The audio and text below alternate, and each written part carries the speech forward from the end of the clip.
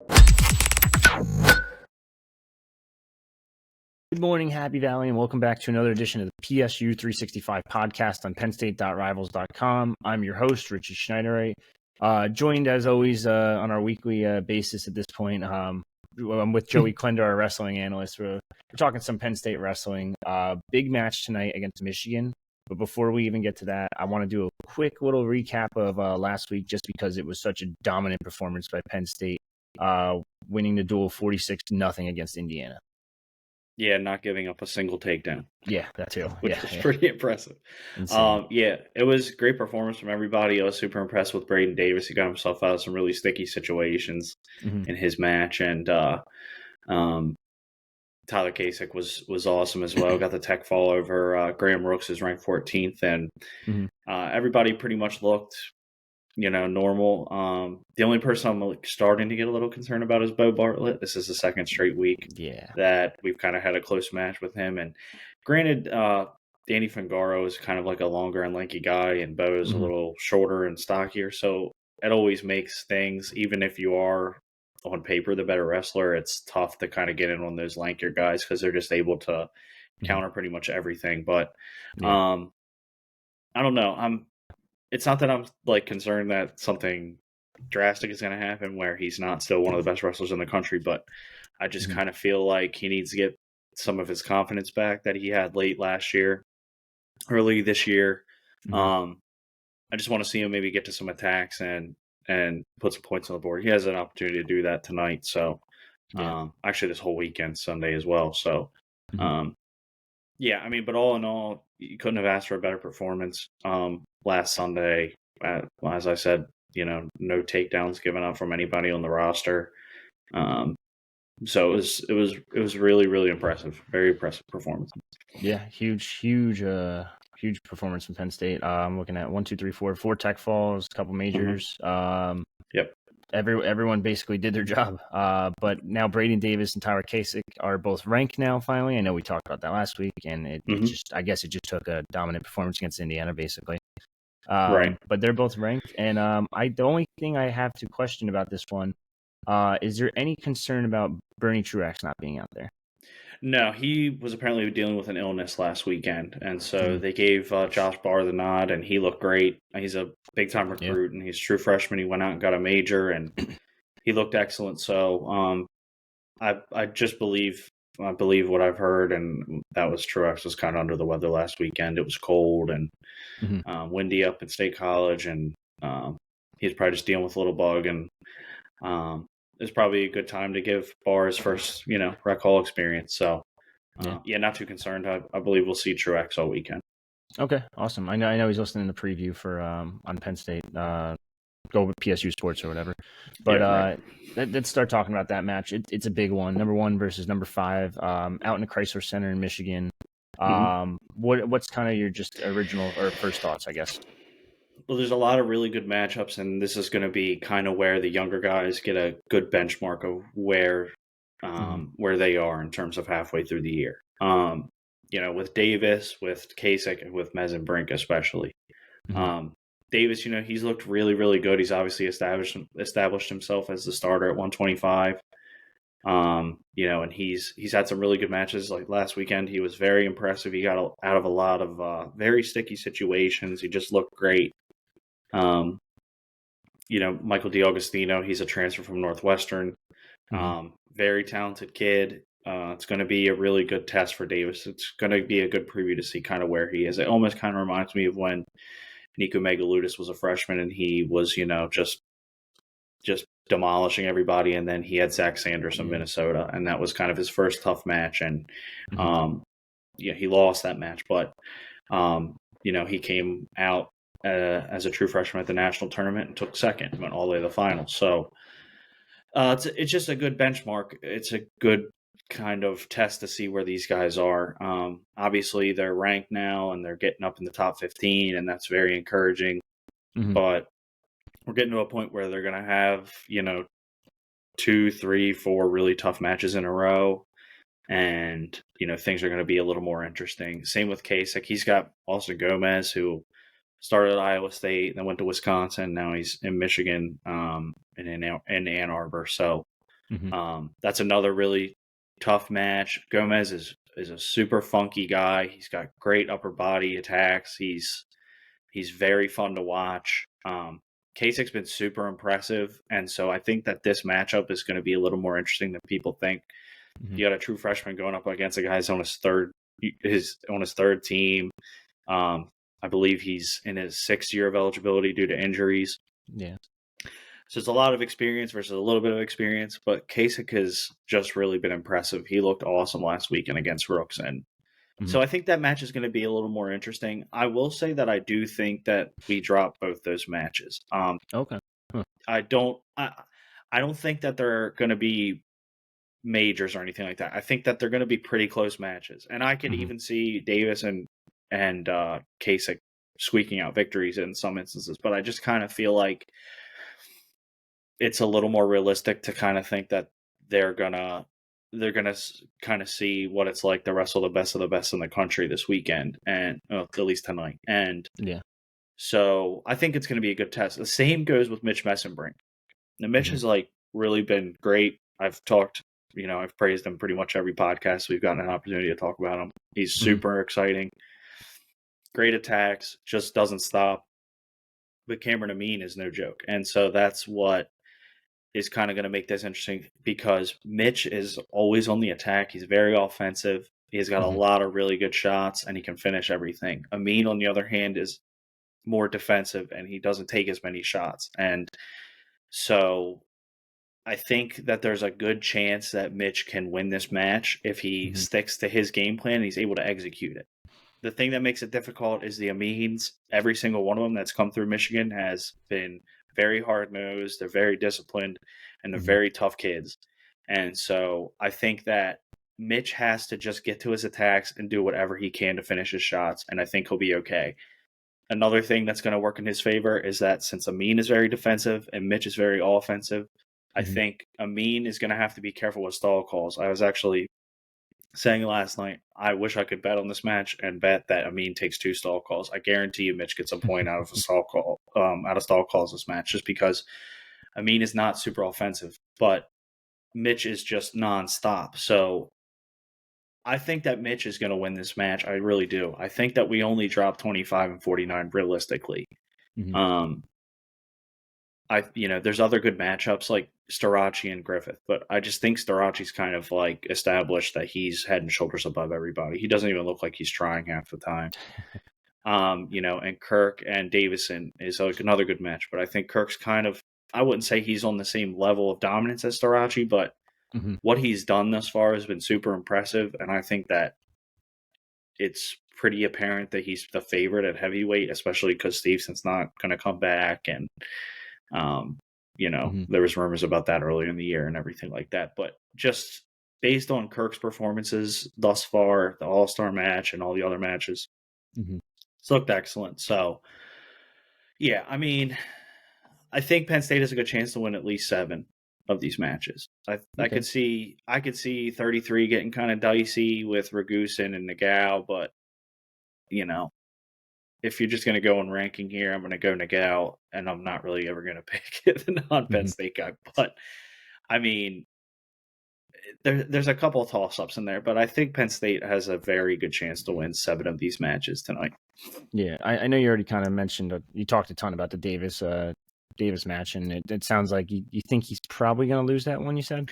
I just think that it's an experience thing at this point, but the thing is I don't really know what to expect in terms of how he's going to handle somebody who's a little more technically sound, because, last weekend against Spangler, he was really in a couple really tight spots that I don't know if he would have been able to maneuver out of if it would have been a better kid. Not taking anything away from Spangler, but I just kind of feel like Davis isn't going to be able to get away with as much against D'Agostino and against Ayala. And,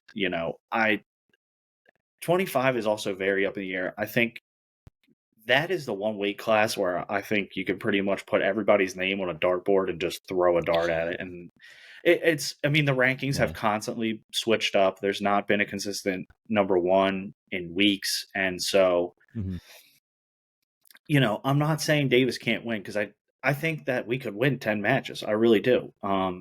It's possible. But I just, from a standpoint of being less of a fan and more of impartial, I think Davis is gonna see what it's like to wrestle the really good kids, and I think that it's going to be interesting to see how he handles a barrage of attacks and from somebody who's a little more technically sound and has earned that ranking and is highly ranked. Yeah. Like I said last week, and he really got out of a lot of really tough situations, and I think I think it's just going to be tougher as the schedule moves on. So, yeah, that's definitely an interesting one. He is a Belleville, Michigan native too, so I don't know if that adds a little extra juice being out there, wrestling out there, and all that. Probably a bunch of friends and family. Right? Maybe they'll have some of his close friends and family in the crowd and stuff like that. But I guess we'll see. I mean, anything can happen. I'm just expecting him to go out, and I don't think anybody will lose by more than a decision. It's just hard to see.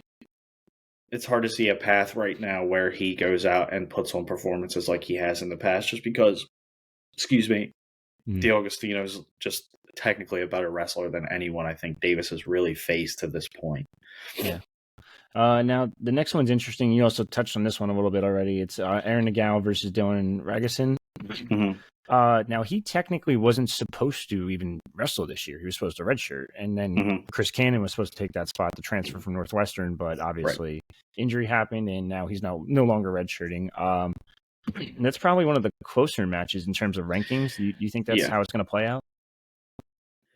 Yeah, I think that'll be a tight match. Nagao is somebody who he's very slick and crafty, and he gets to his attacks. The issue with what his main attack is like a lower single, is that the better kids in the country can turn that into a scramble 10 times out of 10. And then it's 50-50 from there. It's just who can keep their hips high, who can keep their head high, and who can stay in a better position. Who can out-scramble the other guy. Nagao's obviously a great scrambler, but every kid in the country at these lighter weights within the top 8 is an excellent wrestler and an excellent scrambler. So it's tough. I'd like to see him kind of get a different attack, whether it's like a high crotch or something like that. But it's just those lighter weight kids, they're just so good at initiating scrambles and getting into funks and making it dicey. And I think that's where this match is won and lost. I don't think it's necessarily who is more persistent on their feet. I don't think it's necessarily who gets to their attacks. I think it's just who can stay in a better position the longest is who is going to score the points and who is going to win this match. I think it's very 50-50.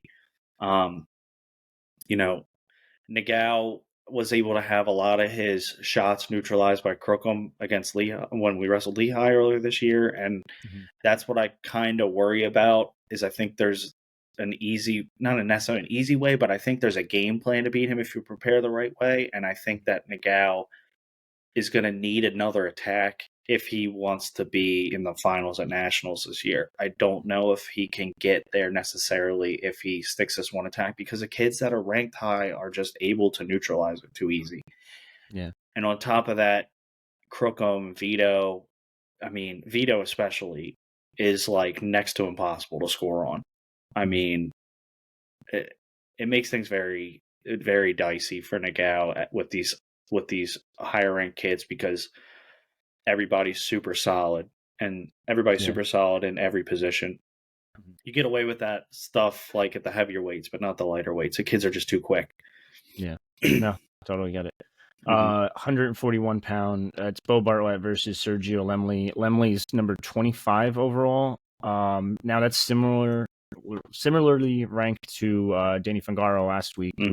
Again, at this point, if we see Bo struggle for a third match in a row, I mean, he's winning, but if he struggles for a third match in a row, do we start after being a little bit concerned? Yeah, I mean, last week he did win 8-1, but the match was not 8-1. Like in terms of if you watched it, it was not that separated. That match was very close. Bo he's having a lot of trouble finishing his shots. Like I said, Fangaro's a very long and lanky kid, so is definitely more difficult to finish on those kids when you're short and stocky. Mm-hmm. But I really want to see Bo go out there and get shots going. And I almost kind of feel like, not necessarily that he's kind of in a mental roadblock, but I feel like he might be dealing with some of the skepticism in himself that he was dealing with 2 years ago. Mm-hmm. I know he's very transparent about his work with the sports psychologist on the team and how that really helped him a lot. And I'm almost wondering if he's kind of getting back to that point, and that he kind of needs a little assistance with it. And Mm-hmm. I just want to see him go out and score points this weekend. He's got a couple matches that are very winnable, and I just kind of want to see where he is from a standpoint after this weekend. If he has another couple close matches this weekend, then I'm going to start to get a little more concerned than I am. That's pretty much it. Yeah.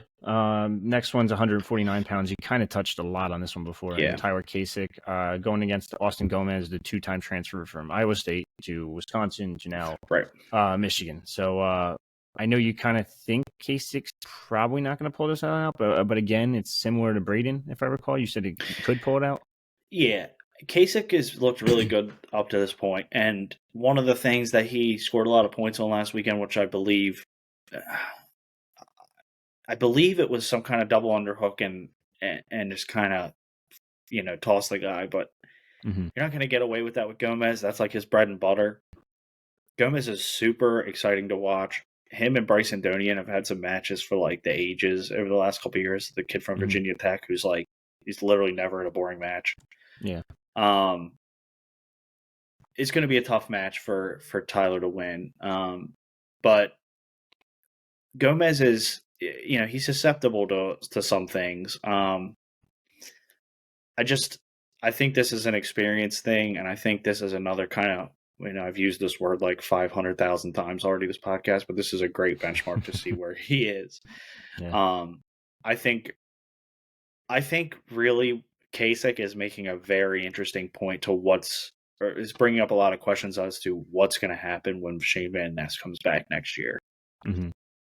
There's a lot of flexibility in that lineup, maybe where people can move weight classes and stuff like that. Maybe we see Mitch go up to 74 and Levi go to 65, and then we can get Kasich or Van Ness to bump up to 57. Because Kasich is making a very good point that he deserves to start on this team. He's excellent.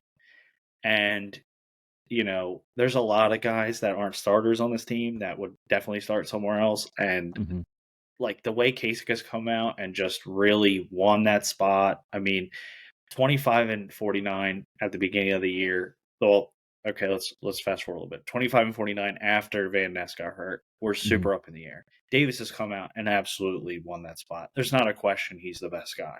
Not a question. Kasich has done the same thing.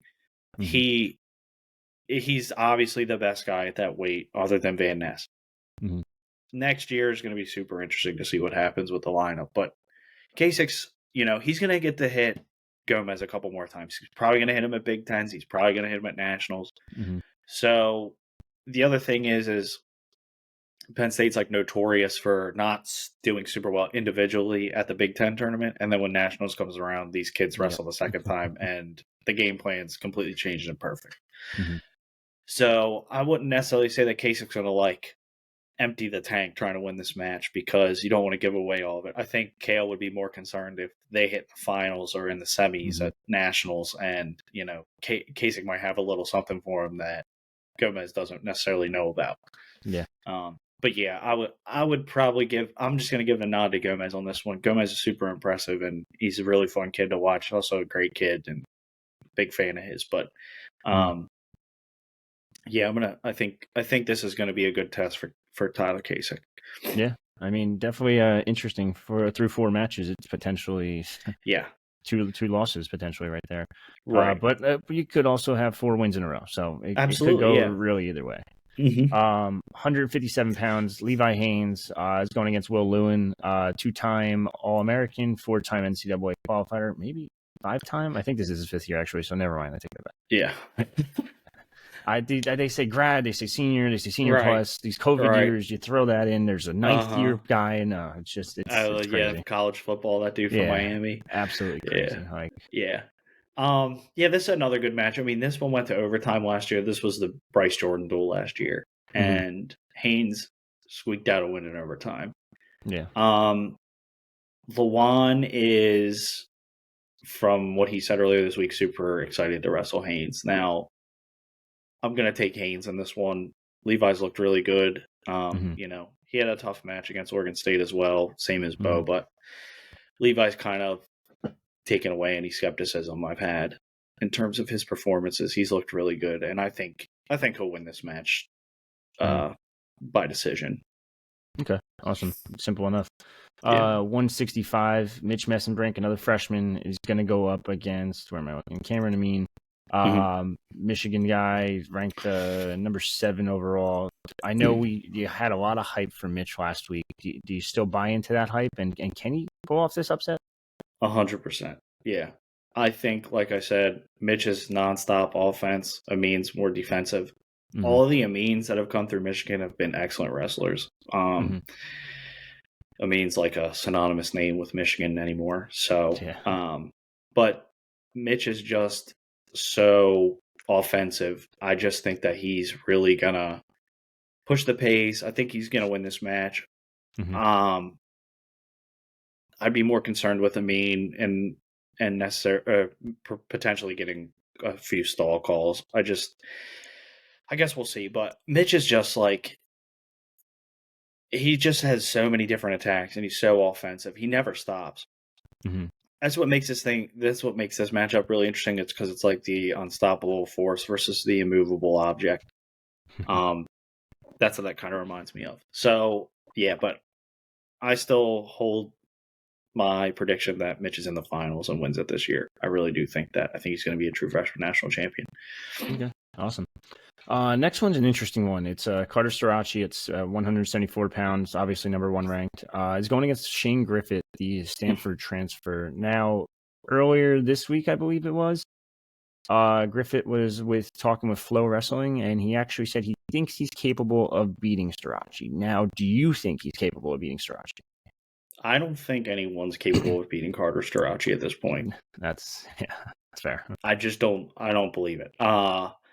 Shane Griffith's a really good kid, and I think he deserves a lot of credit because he single-handedly saved Stanford's wrestling program a few years ago. Mm-hmm. They were on the verge of defunding the wrestling program, completely eliminating it from the school, which is preposterous considering the success they've had. And then he goes out and wins a national title at 165, mm-hmm. and saves the entire program. And then now he's at Michigan. Yep. Kind of awkward. Yeah, right. I'll save you, then I'm leaving. Yeah. Do I think that Shane Griffith is a good wrestler? Yes. Do I think Carter Strachey is beatable? No. I just don't see it. I don't. Yeah. I don't see anybody beating him this year. I don't see anybody getting close. He's too good. That's perfectly fair. And 184, Bernie Truex, who we talked about before, is going to go against Jaden Bullock. Do we think Bernie is still going to have some lingering effects from that sickness from last week? I wouldn't think so. I think if he did, we'd see Josh Barr again. Mm-hmm. He would have a few more matches before they'd have to pull his red shirt. So, yeah. No, I don't think that Bernie will have any issues. If we see him tonight, it's because he's 100%. I think he wins. He's looked pretty good, and he's been impressive. He's an interesting one because I think it kind of depends what version of him shows up. He's obviously very good and everything, but I think he has some stuff that he can kind of refine, and he'll get better as the year goes on, obviously, and he still have 2 months to nationals, so he's only going to get better. But he's got some work to do if he wants to be a national champion, in my opinion. But he could definitely do it. Yeah. Next up, 197-pound Aaron Brooks versus Bobby Strigow. Now, I'm looking at Bobby's past. Obviously missed most of last season due to injury. Really hasn't wrestled a ton of college duels, he hasn't wrestled really at all in his college career. I'm assuming just kind of a pretty quick one here. Yeah, I mean, let's just say worst case scenario, Penn State drops, a couple matches early. Let's say Davis Mhm. loses. Let's just say hypothetically Nittany loses, and let's say that Mhm. Kasich loses. And let's even say just hypothetically, I don't believe this will happen, but let's say Mitch loses. Mhm. Brooks is going to have one of two. Like his match is going to look one of two ways. If Penn State's up by a lot, he's going to go out and score a lot of points. Probably going to tech fall. Yeah.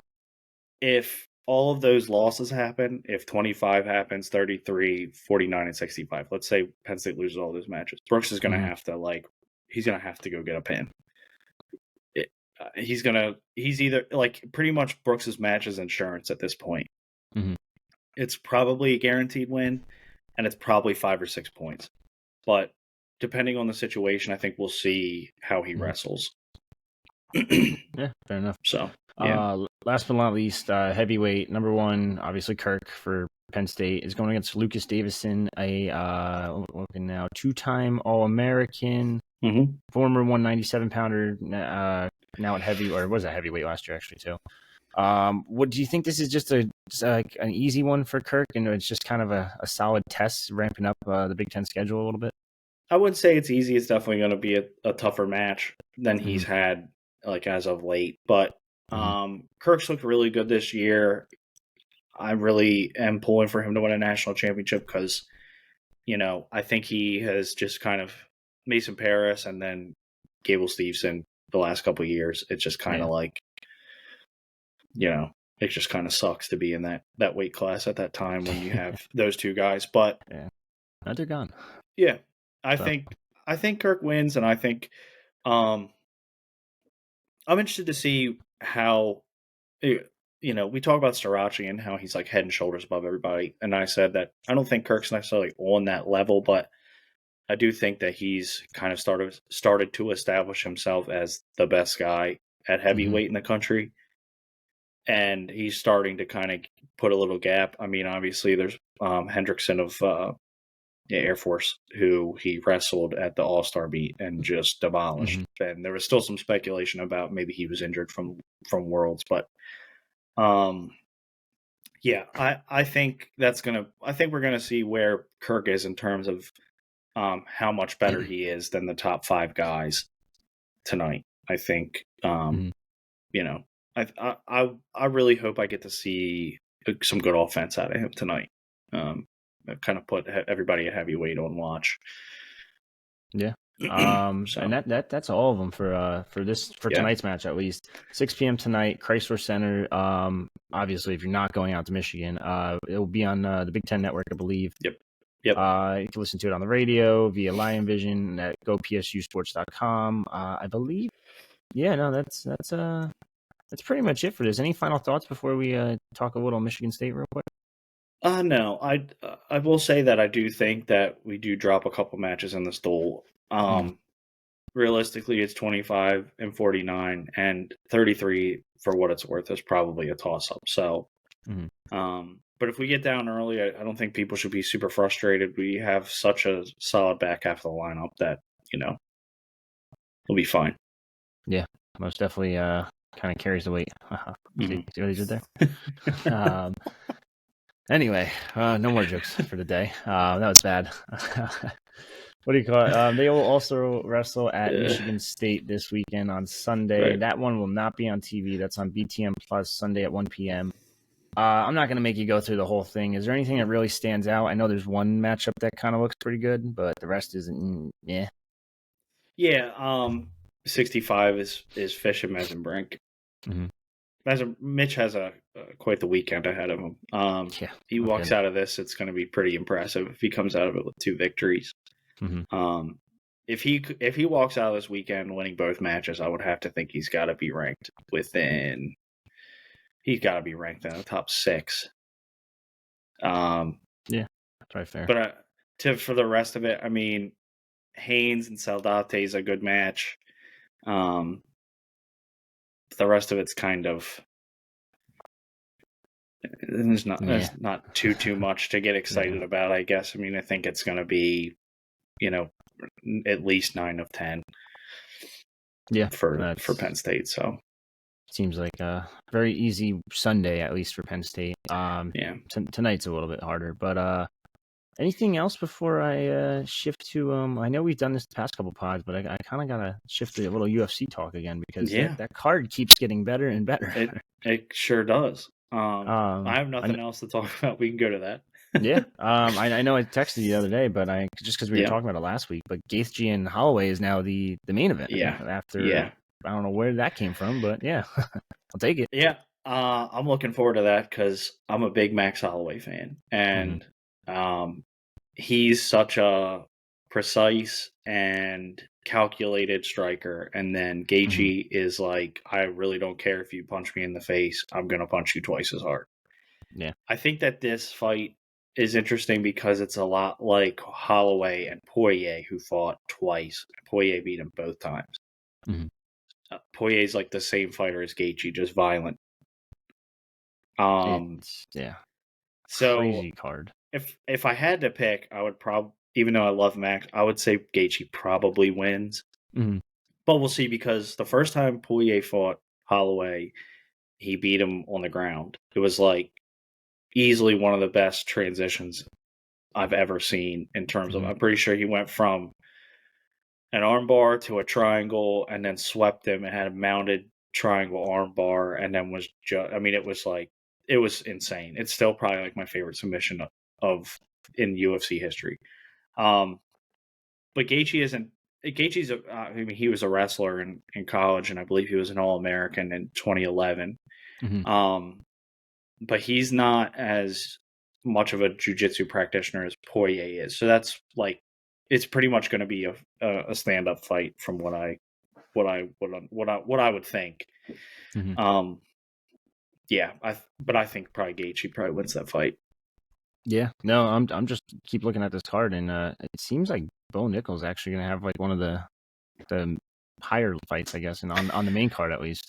Yeah, and I'm happy for that because I know he's probably heavily favored to win that fight, but I think more people. I think as much hype has come behind him in recent memory, I think that more people are going to want to see him and everything, and I think he's getting to the point where he's not necessarily a needle mover, but he's definitely a draw for people to buy fights and stuff like that just to see him. So, yeah, for sure. I'm sure half of Nittany Nation is going to buy this fight specifically for just to watch that one. Right, absolutely. Which is crazy because there's just so many names. I saw Cody Garbrandt's on it now too. I don't think he was on it last week. He's fighting Figueiredo now. Yeah. Okay, so two former champs. That's a good fight. There, Oliveira. We talked about, I think, last week, Zhang and Yan.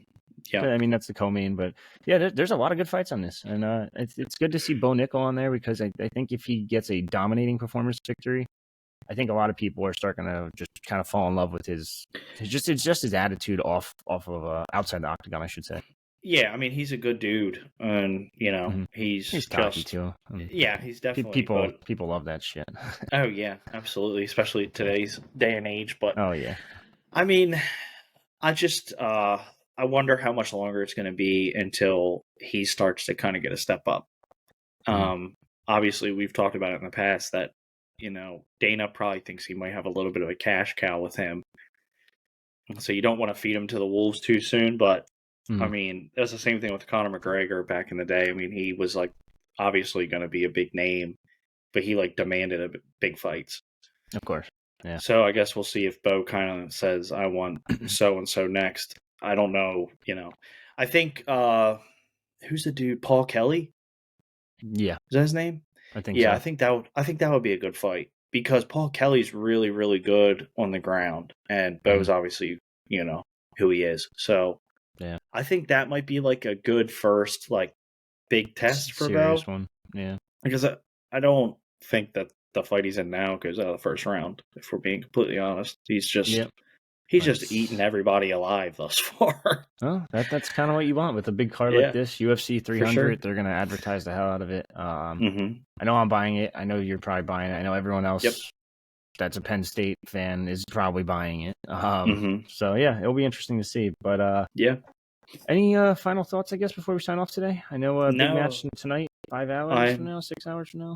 I am looking forward to the match tonight. It's going to be awesome, and we're moving into the fun part of the schedule where you're not beating teams 46-0 and outscoring them on takedowns 33-0. So, uh, I'm excited for this match. I'm excited for the Iowa match. We'll have that coming up sometime next month. Ohio State's coming up in a couple weeks, so I'll be there for that. And speaking of which was funny, I was actually on Ticketmaster last night, just seeing how much tickets are because I don't, never have to buy them. Nice. 6 rows behind us, there are 4 seats. It's the very back row of Rec Hall on the upper level of S2, and they are $200 a piece for Ohio State. So if you have some friends that want to go see it, yeah. Well, it's not that small, and it's Rec Hall, so it's a little better. I'm exaggerating, but it's still, right. But I mean, it's still like small. I still remember when it was I guess it was 2018, the 2018 Ohio State match when I mean that was like every single match was like dynamite. Kyle Snyder and Nick Nevels and Kassar and Colin Moore. I mean, it was like the whole. I remember people selling tickets out on the street for that match, and they were like $400, and people were buying. I mean, it was like harder to get a ticket for that than it was Cleveland and Golden State that night, and that was when LeBron still played for Cleveland. Jeez, that's something. And it was that was easily the best match I've ever been to, just in terms of atmosphere and environment and everything. But I mean, it's really crazy how much it costs to go see a match in Rec Hall, but it's worth it, in my opinion. I know it has, and I need to ask you this because you're more invested and more knowledgeable about this than I am. I know they just don't seat enough there, in my opinion. If you can sell, like, what's Bryce Jordan hold, like 10, 12,000, maybe even more than that. It might hold 15 something even. like that. Yeah. Why not do more than one match there per season? Is there like a reason behind it? They did 2 last year. Or they did. I mean, do Michigan, more. Well, yeah, right. They did Michigan and Iowa last year, and they've done Ohio State in past years. They've done Lehigh before in there, Pitt. I just think that more or less it's a historic thing. Like it's I figured that. Yeah. It's where Penn State wrestling is Rec Hall, and I think that it's good that they started doing BJC duels. I guess it was 10 or 11 years ago now. Yeah. I think it's good that they do it because it gives people the opportunity to come see the team. It gives people the opportunity to get tickets for their young kids and show them if they work really hard and succeed in the sport, they could be wrestling in Rec Hall and in BJC one day. But I think it's a privilege to be able to see the matches. It's a privilege to be able to see them in Rec Hall, and it's a privilege to be able to even watch the team once. I always say how blessed I am that I get to see them every single year, every single match if I want. And it's great, but I like that they do one. I wish they would do maybe 2. I think this year it was just a little tougher. Like, obviously, the BJC duel this year is on a freaking Monday, which sucks. Don't get me started on that one. Yeah, right. And, I think if they could do 2 a year, I think they would. I just think it's tough because you have basketball. You have, of course. Sometimes there's conference championships in there, and then you have concerts and all these other things. So it's tough scheduling wise, but not a ton of good home matches either this year, really. No, I mean, Ohio State's the best one, and that's kind of how it always is. It's like every other year is better than is like the one you look, because you get Iowa and you get Michigan and you always have kind of a like the Iowa match is always my favorite match. I think maybe next year I'm gonna try, or maybe can't be next year. Maybe in 2 years I'll try to go to Iowa City and see them. I'd just like to go to Carver Hawkeye and see a match once. I think it would be cool. Whether it's Penn State, I'd even like to see Iowa State in there, Oklahoma State. Yeah, they'd be cool too. But yeah, I'm just curious. I feel like they should definitely do it more. And then, like, I don't want to nitpick too much. Like the out of conference matches, I know you're gonna have to go against like the locals and like the Right. Like the Lehighs and Lehighs and the Pitt Riders, and right. Hofstras, whatever. But like you get a little bit. I mean, and then I guess you got to prep for Big Tens too, and Big Tens are tough. But Right. I would just I'd like to see more. Yeah, and it's frustrating as a fan at times because it's like not everybody lives super close to State College. Yeah. And so people spend a lot of money on tickets. They drive a couple hours in usually shitty weather to go all the way up there. And, it's frustrating because, like, the early matches, you get the Hofstra, you get, like you said, Ryder, Lehigh, Bucknell, even Lehigh. Lehigh's an okay match, but they're good. Yeah, even still, it's like you spend all this money on tickets, you drive up there, you spend a whole Sunday up in State College, and then either one, you see an absolute like domination, or two, half the lineup doesn't wrestle, and that's super frustrating. Yeah, because like, if you're lucky, you can get a ticket to watch them wrestle some team, and somebody's 5-year-old son wants to see Aaron Brooks wrestle and he's not wrestling that week. It's like, kind of sucks. Yeah, definitely not ideal, but yeah, what are you gonna do? Like I said, I don't want to nitpick too much. But again, big match tonight. If you guys aren't tuned in already to the Wrestling Room forum on our message boards, I'll put the link in our description below, whether it be on Spotify, Apple, YouTube, whatever. It's super popular. It's insane how many people are actually on here, like thousands and thousands. We're talking like the forum is super super cool, and if you need people to talk wrestling with, just go on there. You'll find plenty. It's got to be like the most popular Penn State wrestling forum. I mean, I'm looking now. They started the thread for this game, for this duel, last Sunday.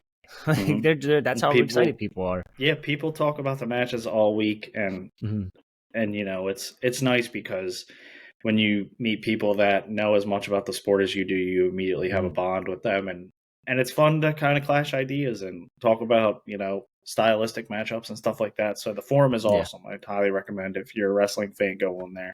People are super friendly too. Nobody's like a dick on there. So there's a couple. But yeah, go to pennstate.rivals.com or happyvalleyinsider.com. And then if you go to the forums at the top, Wrestling Room will drop down. You can pop up that. It's very simple. You can make a free account.